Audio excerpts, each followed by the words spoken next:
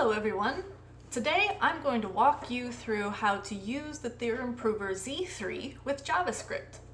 You're going to need Node and NPM installed on your system. There are lots of resources available for how to do that, but I just went to the Node.js website and downloaded the installer. Make sure you allow the command line options when you install it, and I did need to restart my system after installing before my command line registered Node and NPM. You can also check that you have Node and NPM installed on your command line by typing node-v and npm-v. To start, I'm going to create a folder in this project using mkdir, and I'm going to call this z3-test, enter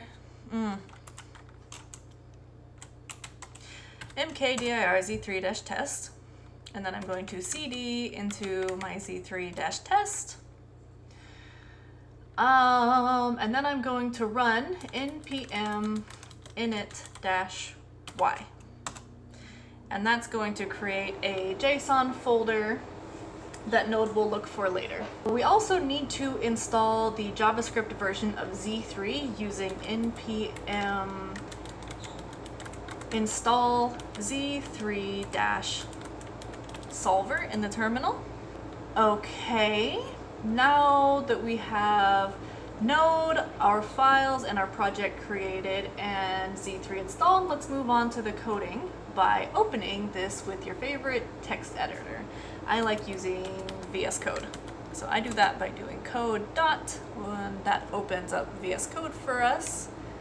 And let's make this a little bit bigger. So now we have in our Z3 test, we have the NPM folders that were created.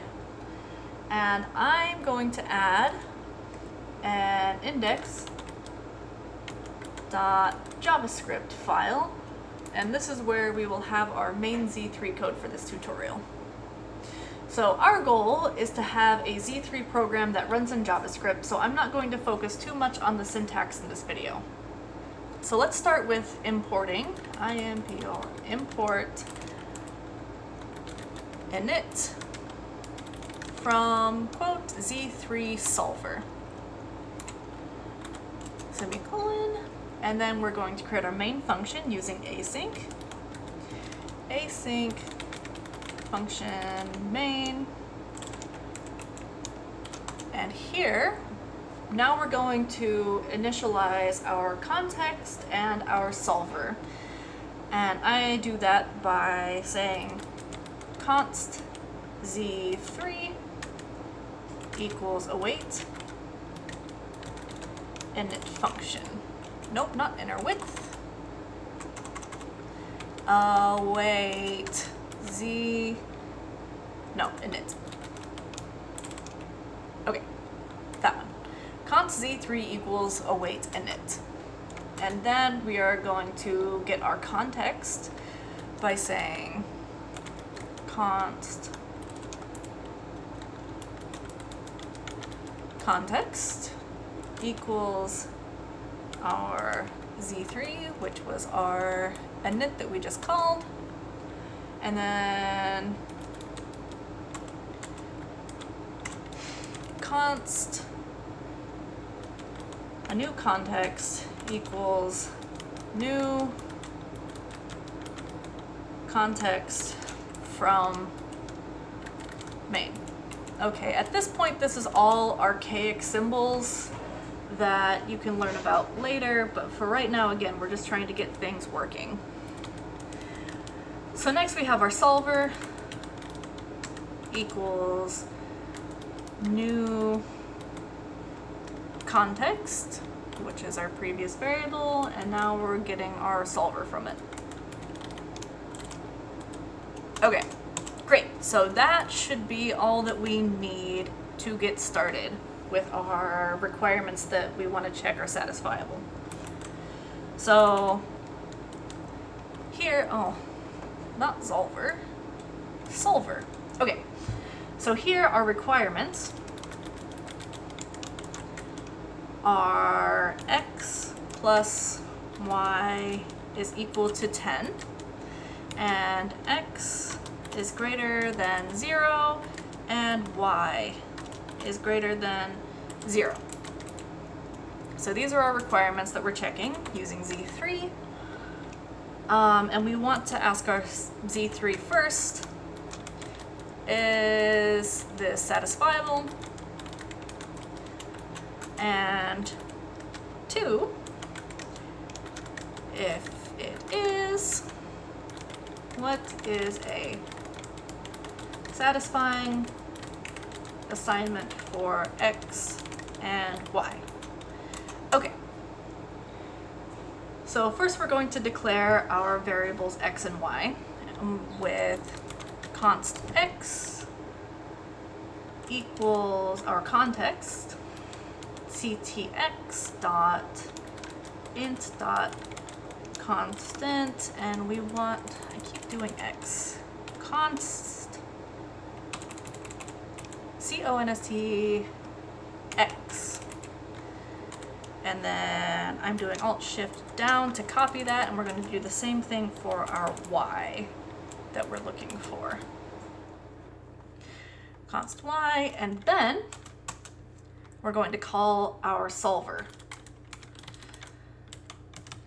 Not solver, solver dot add. And we want to say x dot add, and we want to add y to our x. And we want to check if that is equal to 10. Is that right? I have my notes over here. So x dot add y, x dot, that looks right. Okay. And then our second requirement is that x needs to be greater than 0, so we're going to call solver again. Solver dot add, and we want x is greater than gt 0.